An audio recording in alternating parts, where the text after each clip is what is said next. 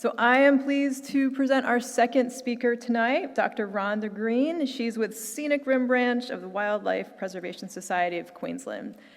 Thank you, Rhonda.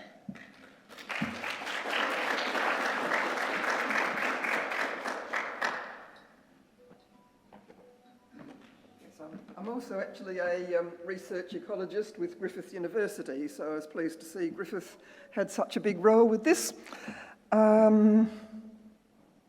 Right, how do I actually get... Oh, I see, it's okay. Got it, I think. Yes, good. I'm chair of the Scenic Rim Branch of Wildlife Preservation Society, by the way. And yeah, population ecology. Ecology doesn't just mean environmental action or whatever. Ecology is actually the scientific study of animals and plants in their environment. Persist in some areas, not in others. Why are there koalas there, not there? Why are there more koalas there than here? Why did there used to be koalas here but not anymore, etc. And what their population trends are, whether they're increasing, decreasing, stable. And so the ecology is the study, but the application of it is very important for conservation management. Oh, how do we detect the koalas?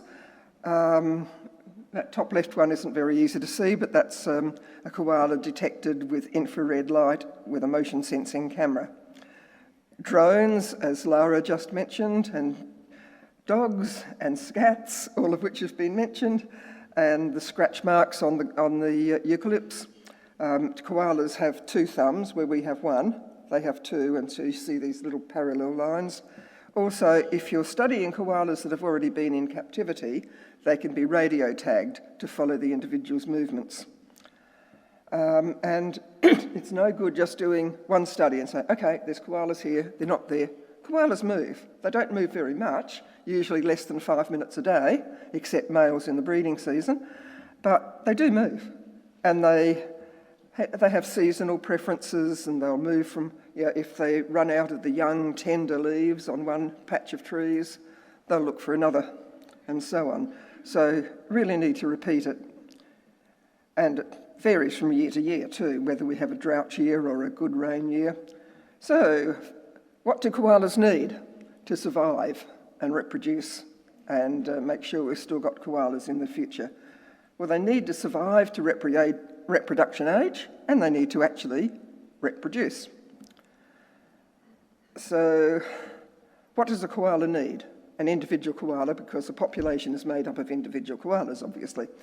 What does a koala need? What affects its chances of surviving and reproducing? Resources, the weather, predators, parasites and pathogens, other hazards, and mating, if they're going to reproduce. So, resources, mostly food, water and shelter. The eucalyptus leaves, of course, as everyone knows, I hope, is the main food of the koala. They will have a nibble at some other species too, some of the Melaleuca and Lophostomen and so on. It's not an easy diet. They need a very specialised digestive system. Only the greater glider and a few caterpillars and other insects have managed to feed on primarily on eucalypt leaves. Some possums will have a nibble from time to time, but couldn't exist just on eucalypt. They've got strong teeth to grind the leaves to a paste.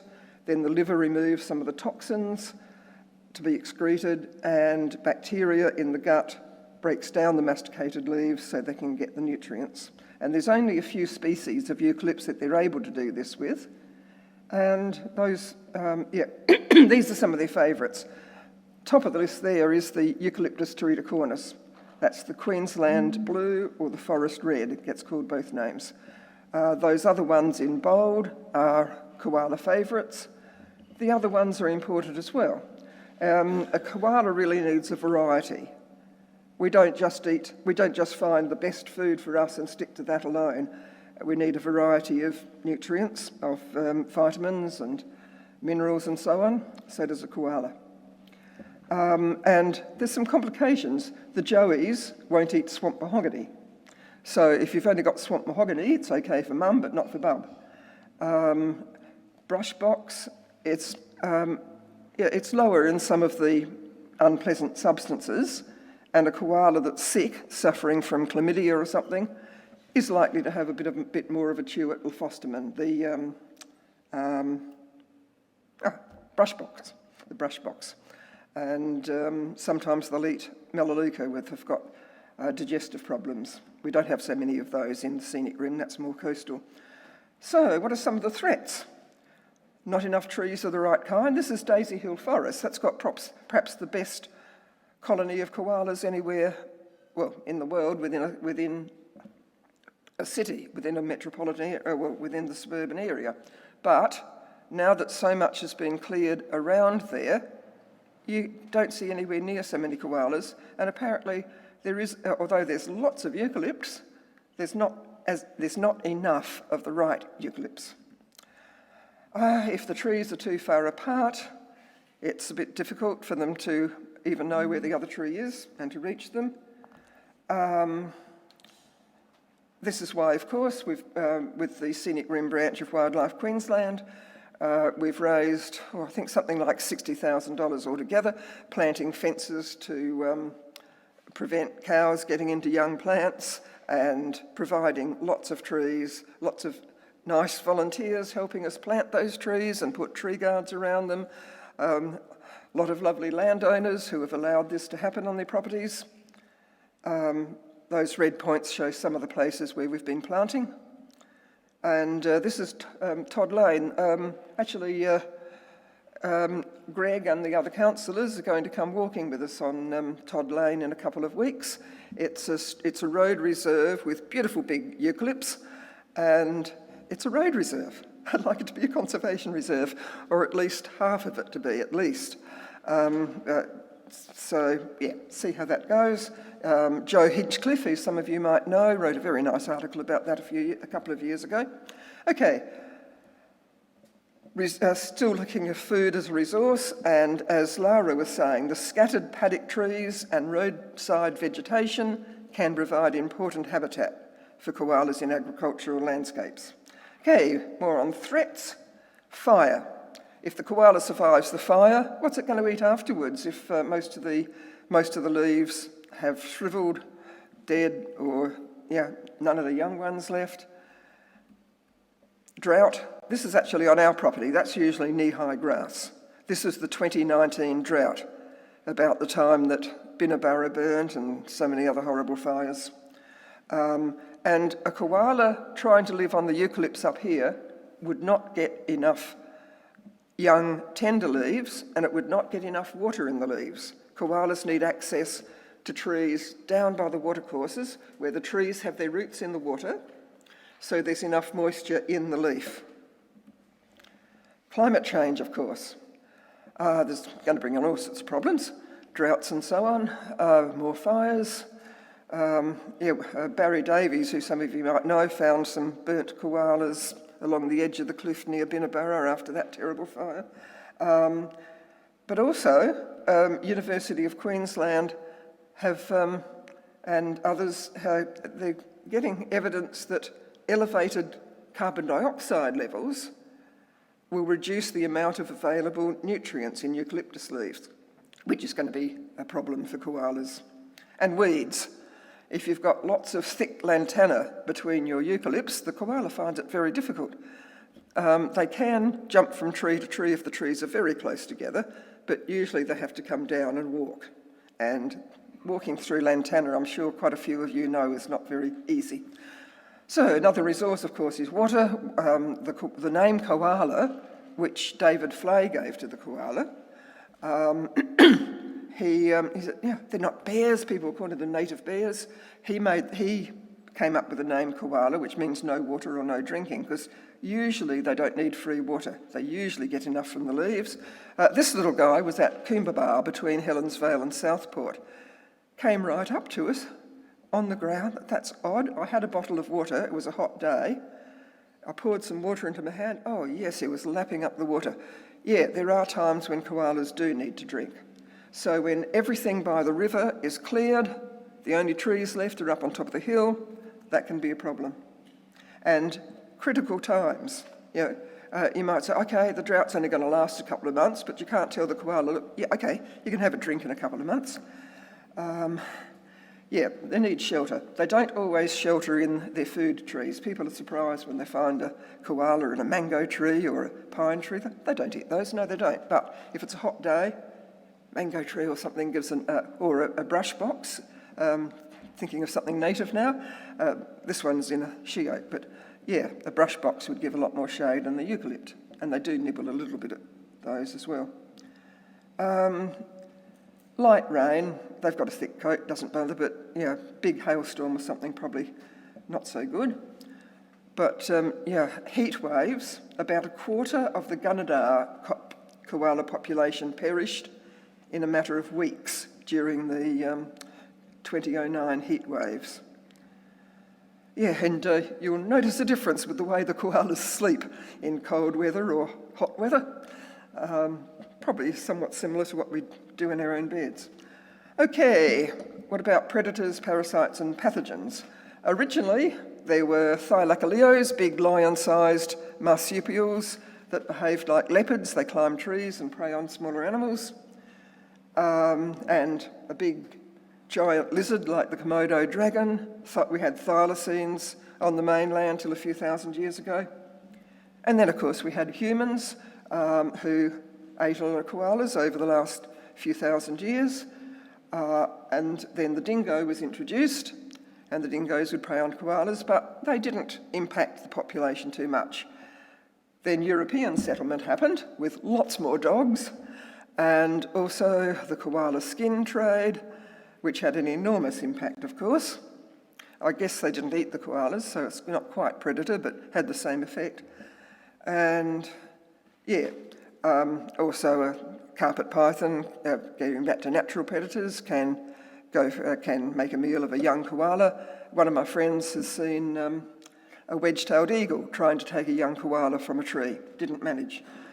And with parasites, there's ticks. Now, we talked about fires. If a koala survives a fire but has its toes damaged, the second and third toe, the first toe is almost non-existent. The second and third, if you can see there, are joined together. So there's two claws on one joined toe, and they use that to comb out the ticks. And they can cope with that, except if those claws, if those paws are damaged, yeah, they may get badly infected with ticks they can't get rid of. And of course, as Laura said, chlamydia and other diseases. Other hazards? Well, branches can break, direct impact of fire, and various poisons and pollutants, and of course, roads, as Laura mentioned. And cows. I was surprised when Michael Pine from Currumbin Wildlife Hospital, the vet, told us several koalas a year come into their care after being attacked by cows. I think perhaps the cows are just curious, what is this animal? And they'll give it a shove, and they may not mean to kill the koala, but yeah, it gets injured. Okay, now they've got to find mates. And we used to think it was one alpha male with a number of females. University of Queensland did some studies. It's more like a travelling salesman. It's not just the alpha who gets the mates. But now, in the breeding season, of course, the males become far more active, far more wide-ranging, looking for females, travel longer distances, and they especially need safe corridors during those times. Okay, so what are some of the things we do know about koalas? Another study came to the conclusion that koalas are best suited to locations where the mean maximum summer temperatures are between 23 and 26. That describes us most of the time, and the mean annual rainfall ranges from 700 to 1,500 millimetres. We also know they move over wide areas, probably only move only a couple of minutes every day, but overall they do cover some quite wide areas, males more than females, and they'll move seasonally and from year to year, depending whether it's a drought year or otherwise. We know that they need a variety of trees. We know that the habitat quality is more important than the size. We need the right kinds of eucalypts. And as I said, they need access to water during droughts. Some uncertainties, some of the things we still need to understand. We don't know all the preferences of the particular koalas that live here in the Scenic Rim. So when you're making observations of koalas, if you can possibly note down what leaves they are eating, remember they don't always sit in their food tree, but if you can note whatever species they're eating, that would be great, and note the season that they're eating them in. We also don't have enough details, that's why a lot of these projects are happening, of when and where and how the koalas are moving across the landscape, both within extensive tracts of bushland and in the fragmented agricultural areas with isolated trees and so on. Now, there's some other uncertainties. Vic Jerskis is one of the fire stick traditional burning people. He said that koalas were actually very, very rare when Europeans first came. It was after a lot of the fire stick burning stopped that lots of young eucalypts came up, and then the koala population rose and then plummeted again because they ate themselves out. But also, the fire stick burning does keep some of the ground clear for koalas moving between the trees. So what do? Do we try and conserve the situation as Europeans arrived? Do we want the koalas to be actually less common? But we can't go back to where we were. We've got dogs and cats and foxes and all sorts of things now, and we're not going to get rid of our cities or our agriculture. And the climate was different when, that wasn't then. Do we try to conserve things the way they were before any human arrival? But there were great big diprotodons running around and the big giant lizards and everything, and the climate was different then. And so it seems better that the research ecologists and those with the true traditional knowledge from the last few thousand years really get together with mutual respect and pool our resources, pool our understanding, do more research and get some idea of the optimal situation that we want. Because if koalas did go to being very rare in the places they are, that's much worse than what it was when Europeans arrived, because there's so much less habitat available to them. So, I think this is my last one. We do know some ways to help koalas preserve and grow their favourite trees, provide some of the secondary trees, which they also need at times, corridors, fencing off busy roads, as Lara mentioned. Don't let your dogs roam at night. Manage fire. We do need controlled burns, mosaic burns. We need them to be managed very carefully, not just throw in a match and let her rip, as one neighbour suggested to us when we first moved in. Call wildlife carers, Lara has already covered that, and of course keep on monitoring the koalas to constantly refine our knowledge. Okay, thank you.